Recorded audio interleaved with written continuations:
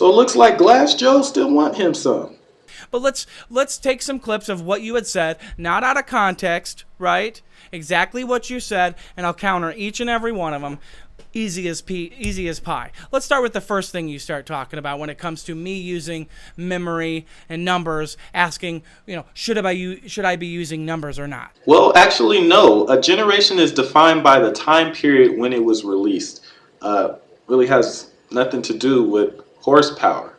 But if you're going to compare numbers, I wouldn't suggest comparing strictly memory. That's not really going to tell you anything about the progression in horsepower. But even when you use numbers like that, they're not always very accurate of showing you the real performance of a video game console in particular. If we take the PlayStation 2 and the GameCube, if you look at the raw numbers, if you look at the specs of the PlayStation 2, it looks like it would whoop on the GameCube pretty bad.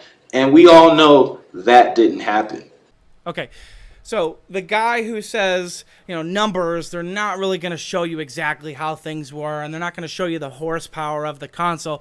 That's the same guy who was saying, by looking at a magazine of screenshots, that he did know what the generational leap was. That was proof of a weak generational leap. I mean, let's just start off on that base, right, of where he started with this whole conversation. Actually, no, that's not what I said at all. But if you want to use that, if you're asking if visual proof is a better determining factor of graphic performance over numbers on a piece of paper, yeah, it is.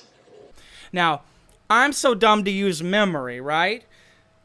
I'm so dumb to use memory because that doesn't tell the whole story, right? And he's also saying don't just use numbers, period, because that also doesn't tell the whole story. And the example he uses is GameCube compared to PS2 and how the numbers show that PS2 may be more powerful than GameCube, but GameCube was more powerful. You know what's funny, though? That my memory numbers show that the GameCube had more memory than the PS2, and the GameCube was more powerful than the PS2. Isn't that crazy? And why might that be? Right? Because if the GameCube, if the PS2 had all this crazy hardware and all this horsepower that should have been more than the GameCube, it didn't fucking matter because it had to fit within that RAM that was smaller than the fucking GameCube. Let's move on to the next one. Well, you see that? He really thought he did something there. On to the next one. Hilarious. So, I said, as he pointed out, that you shouldn't use RAM numbers as a determining factor of how powerful a system is. And I used the GameCube and PlayStation 2 as an example. I said you shouldn't go by RAM and you shouldn't go by some of these numbers because they're not always accurate. Now, when I was talking about the GameCube versus the PS2, number-wise, I was not talking about the RAM. That's why I said a couple minutes before, you shouldn't use RAM. Now, the numbers that I was talking about were what people were actually using to determine the power of those systems during that generation. And it wasn't the amount of RAM. It was the amount of polygons. You see, this shows that some people in this community are very new to video games. Because if you're not new to video games, you would have known exactly what I'm talking about when I'm saying this right now. It was all about how many polygons you could push. People weren't looking at the clock speeds. They weren't looking at how much RAM, what kind of RAM. They were looking at polygon counts because that's what Sony and Microsoft were touting. They said that the Xbox, the original Xbox, could do 120 million polygons per second. The PlayStation 2 can do 75 million polygons per second. Then Nintendo released their real figures and said that the average developer can get 6 to 12 million polygons per second. Then they had a launch game in Rogue Leader, which was doing 18 to 20 million polygons per second and 60 frames per second. And the funny thing about this is that no Xbox game, no PlayStation 2 game got even close to that. And that game was made in 9 months and was a launch game. That's what I was talking about when I said don't use the numbers, and I was talking about the PlayStation 2 and GameCube. But this dude's over here claiming victory because the GameCube just happened to be more powerful than the PlayStation 2 and just happened to have slightly more memory. Because he says, well, the RAM tells us the ceiling of the system and what it's going to be capable of. Is that so? Really? Let's go over some things here. Let's see. So if a system has more RAM, it's obviously more powerful than a system that has less RAM in it. Is that so? Is that why the PlayStation Vita has more RAM than the PlayStation 3? Is the Vita more powerful than PlayStation 3? I don't know. Let's look at the numbers. The PlayStation 3 has 512 megabytes of RAM. The PlayStation Vita has 512 megabits of RAM. But it also has 128 megs of video RAM. So the PlayStation Vita has a lot more RAM than the PlayStation 3. I guess it's more powerful than the PlayStation 3, huh? The Nintendo 3DS has 128 megs of RAM. The Nintendo Wii has 88, well actually 91 if you include the eDRAM. 91 megabits of RAM. 128 minus 91. 3DS has more RAM. The Wii is more powerful than the 3DS. PlayStation Portable has 66 megs of RAM. PlayStation 2 has 36 megs of RAM. Is the PlayStation Portable more powerful than the PlayStation 2? Oh, Trey, those don't count. Those are handhelds. They have to have more memory, right? They're handhelds. That doesn't count. Okay, all right. Handhelds don't count. Okay. Yeah. Dreamcast has a total of 38 megs of RAM. PlayStation 2 has 36 megs of RAM. It has 32 megs of system RAM. Then it has 4 megs of eDRAM. It actually has a bigger frame buffer than the GameCube. And it actually technically has a greater texture bandwidth than the GameCube, unless GameCube uses the S3 compression, which most developers did not use. So by default, the PlayStation 2 has more texture bandwidth than the GameCube. But anyway, we're talking about the Dreamcast here. So the Dreamcast actually has more memory than the PlayStation 2. I guess that means the Dreamcast is more powerful than the PlayStation 2, right? Because the ceiling's higher, right? The ceiling's higher? No. PlayStation 2 is a lot more powerful than the Dreamcast. Man, it's not looking good, man. Not looking good. But I can keep going. PlayStation 1. 3 megs of system RAM. Man, we come a long way. 3 megs of system RAM total. But guess what? Sega Saturn. 3.54 megs of RAM. What's that like? 20%? 25% more RAM than the PlayStation 1? So I guess the Saturn is more powerful than the PlayStation 1 because that ceiling is just that much higher, right? Right? Wrong. Exposed. But going back to the GameCube.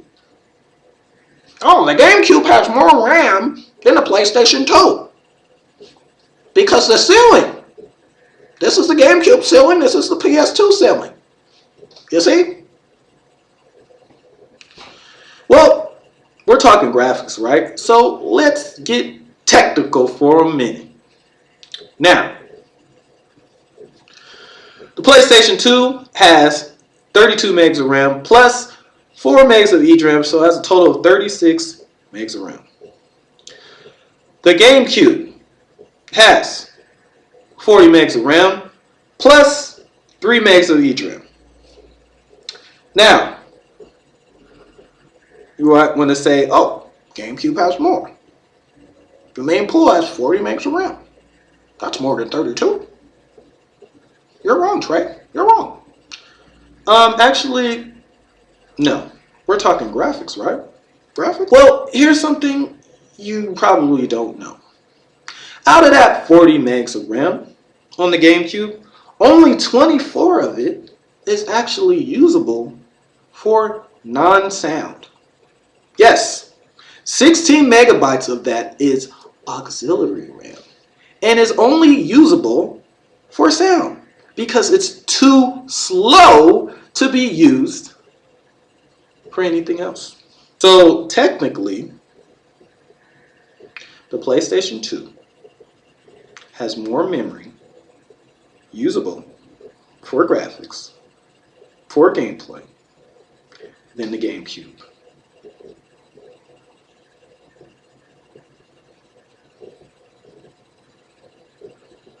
I'm all out of seats. This next one's about John Carmack. He posted an article of John Carmack talking about how next generation we wouldn't see this big graphical leap, but we still would see a great leap in how you control the game, right?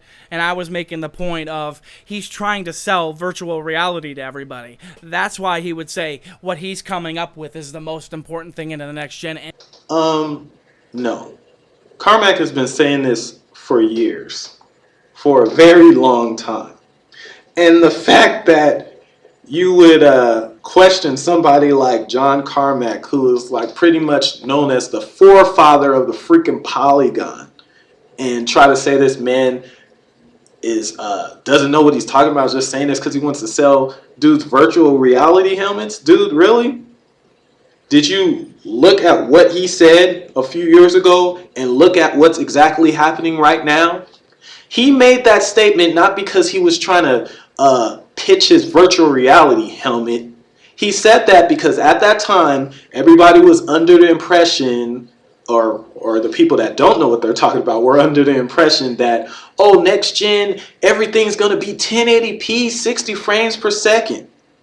He was just trying to show everybody, you know what? This next generation is going to be a leap, but it's not going to be a really, really huge one.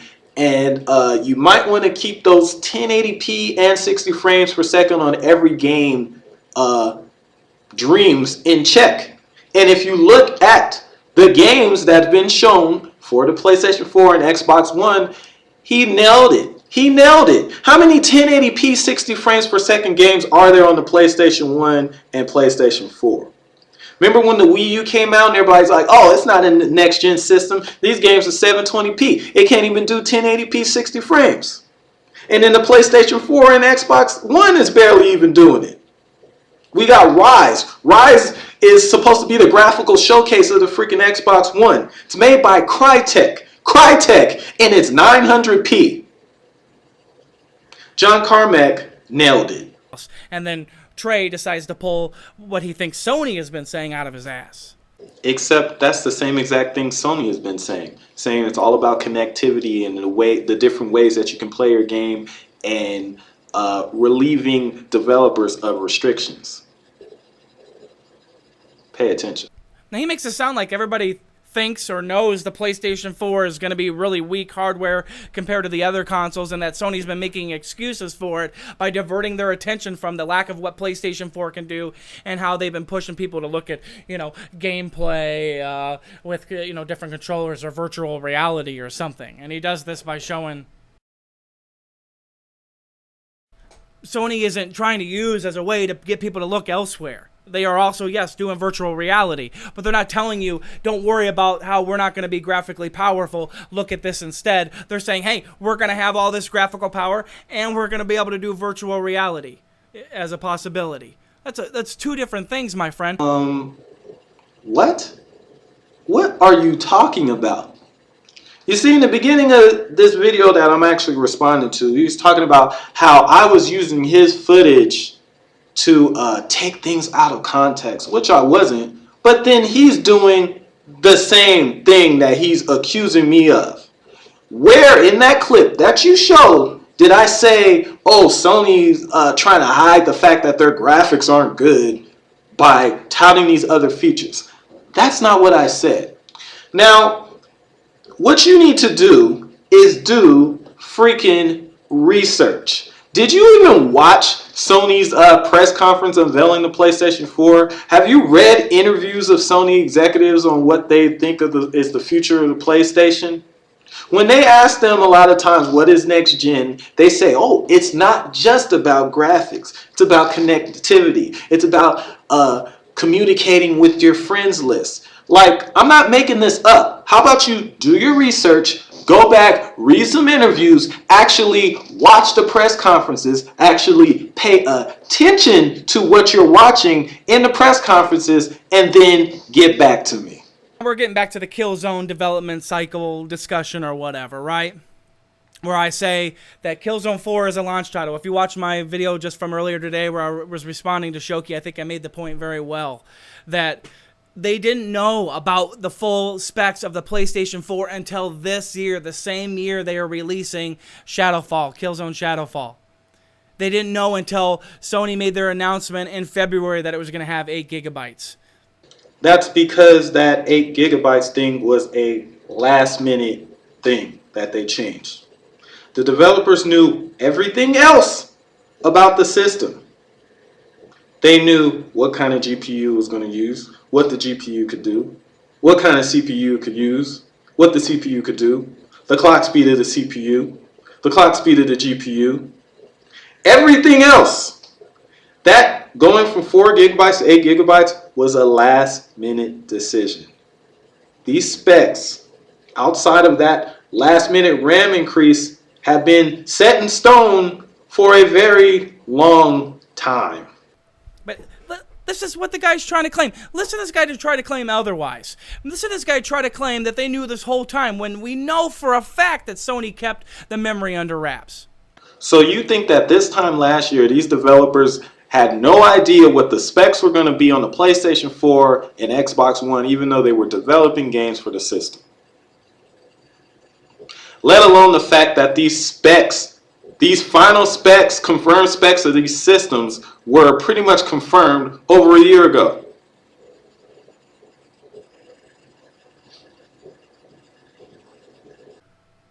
All the specs were not confirmed over a year ago. They didn't know the full specs a year ago. And this all goes back to the importance of fucking memory. Thank you for helping make my point for me, Dr. Trey. Okay? They knew the specs of the CPU for the most part? Sure. They knew the specs of the GPU for the most part a year ago? Sure. Okay? They knew the specs of the CPU for the most part? Sure. They knew the specs of the GPU for the most part a year ago? Sure. Oh, so you mean they knew pretty much all the specs already, which is what I said. Thank you for clarifying that. But they didn't know the specs of the memory. It doesn't matter how powerful or how much of that stuff they knew, right? They were wanting to, or they were needing to at that point with the specs they had of 3 or 4 gigabytes or whatever. They thought they were going to have to shove everything within that RAM and not be able to do anything more than that RAM because the RAM shows the ceiling of that console's abilities. Yeah, man, it's all about that RAM, son. Yeah, these console makers, they shouldn't even bother making new GPUs or CPUs. They should just focus on adding more RAM because that's the ceiling. Maybe Nintendo should just make an N64 with 32 gigs of RAM. That'll blow everything away, right? Hey, I love that you try, Trey. You get viewers, right? You get the attention. It's cool. It's cool. It's a good thing to try. Keep trying. This is fun. It's good stuff. I just wish you were better at it. That's all. Chubby Tocho, I'm out. Peace.